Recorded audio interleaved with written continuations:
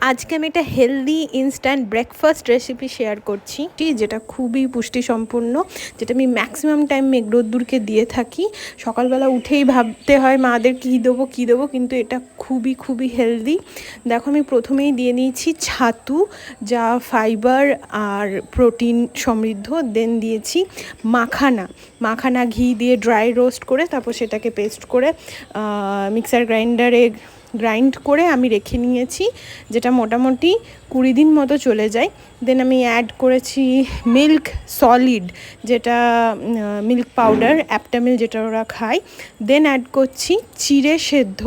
Brush করতে করতে ঘুম থেকে উঠেই আমি আগে চিড়ে সেদ্ধটা করে নিই, যাতে 3-4 মিনিট টাইম লাগে। একদম পাতলা চিড়েটা।